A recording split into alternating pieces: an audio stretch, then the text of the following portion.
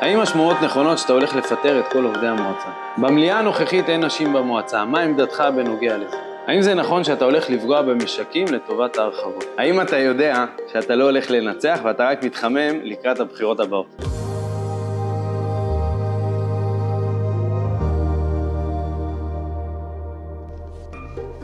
יאללה, מתחילים? שאלה ראשונה. האם השמועות נכונות שאתה הולך לפטר את כל עובדי המועצה? אז השמועות לא נכונות, יש עוד כמה שמועות שמטיילות, ואולי הם יבואו בשאלות הבאות, אבל לא, אני לא הולך לפטר את כל עובדי המועצה, הפוך. אני חושב שיש לנו עובדי מועצה איכותיים, עובדי מועצה מקצועיים וטובים. אני כן אומר, בצורה ברורה, לנו, לכל עובדי המועצה בקדנציה הבאה, כשאני אעמוד בראשה, אני רוצה לעבוד מתוך מקצועיות, מתוך חזון, מתוך תוכנית עבודה של עשור קדימה, וכל שנה יהיה לנו תוכנית עבודה עם יעדים מדידים. אני רוצה שכולנו, כולל אני, נמדד ונדע שאנחנו מביאים לתושבים שלנו את המקסימום האפשרי, כדי לשרת את התושבים בצורה הטובה ביותר. ולכן אנחנו נפעל בכל הכוח ביחד, כדי להביא לפה מועצה מקצועית, איכותית וטובה ביותר למענכם. האם זה נכון שאתה הולך לפגוע במשקים לטובת ההרחבות? אז התשובה היא לא. הפוך, אני מתחייב לזה. שבקדנציה שלי אתם תראו שאני אשקיע המון בנחלות ובמשקים הפרטיים ובאגודות החקלאיות. אני רוצה אגודות עשירות, ואני רוצה הסדרה של הנחלות. אני רוצה להכניס לפה יזמויות ולהביא לאנשים פרויקטורים שיעזרו להם. לראות איך אנחנו מצמיחים את כל עולם המשקים. אנחנו עשה מטבוע ישראלי, ואנחנו חייבים להמשיך עם משקים ונחלות. והרחבות ביישובים זה משהו שעולה מלמטה. אני שומע את זה בכל יישוב ויישוב שאני מגיע. אנשים מחפשים להישאר בקהילה ולראות איך מסדרים את הטבע כדי שהיישוב עצמו יוכל להתרחב ולהיפתח. זה לא על חשבון זה, זה ביחד עם זה. אנחנו נשב עם ההנהגות היישובים ואנחנו נחשוב ביחד איך המועצה שלנו והקהילות שלנו יכולים לגדול ולהיות חזקות יותר. האם שדות נגב צריכה שינוי? הכל סבבה. אז הכל לא סבבה. אם הכל היה סבבה, לא הייתי מתמודד לראשות המועצה. אתם יודעים מה? גם אם הכל סבבה, אנחנו רוצים הרבה יותר. אנחנו לא רוצים סבבה, אנחנו רוצים מצוינות. ברגע שיש כבר עייפות, ויש כבר איזה קיפאון, ויש איזו תחושה של כאילו מה השלב הבא, צריך אחרת. צריך לנצח, ואת זה אני מביתי. אני רוצה, חברים, להעלות אותנו קומה נוספת במועצה האזורית שדות נגב. אין לנו עדיין בריכה, אין לנו עדיין ספרייה, אין לנו עדיין חינוך למצוינות, לרובוטיקה, לדברים הכי משמעותיים שכבר כל המועצות והעיריות מסביבנו נמצאים שם. אנחנו רוצים לנצח בחקלאות, המועצה שלנו היא כפרית, אנחנו רוצים שינוי, כן, אנחנו רוצים להכניס הרבה יותר תכנים לבתי הספר בנושא חקלאות, כדי שהצמיחה תבוא לידי ביטוי אחרי זה בכל המושבים שלנו. אנחנו רוצים לנצח בעולמות העסקיים, אנחנו רוצים לעשות שינוי, שהעסקים הקטנים יפרחו, העצמאים יצליחו לגדול.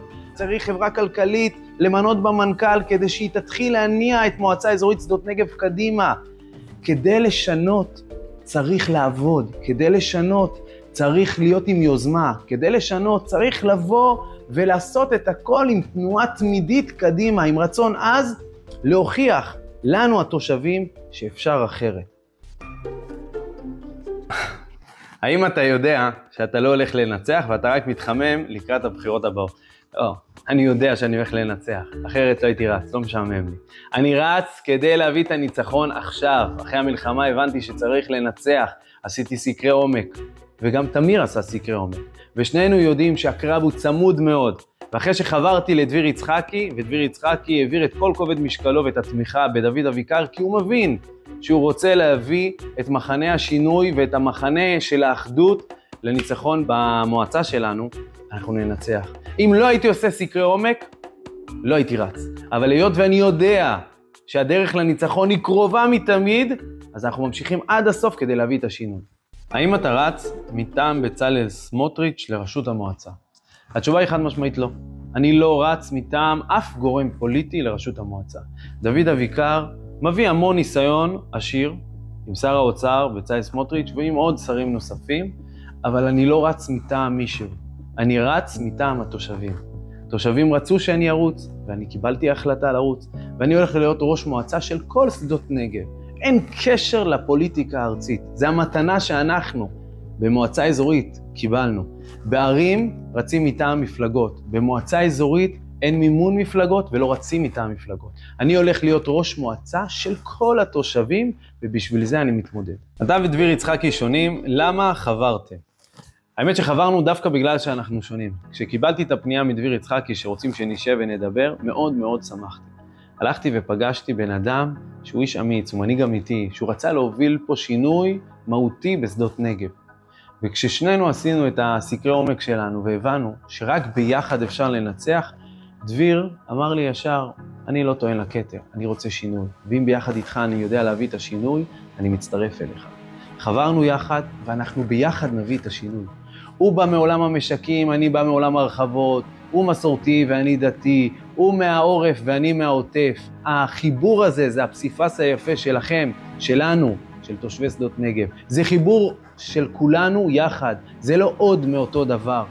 דביר עשה מעשה אמיץ. פגשתי אדם שבאמת באמת רוצה שינוי אמיתי. אדם שהוא איש משפחה, אדם שהוא איש ציבור, אדם שהוא בולדוזר של עבודה שבא לשנות. במליאה הנוכחית אין נשים במועצה. מה עמדתך בנוגע לזה?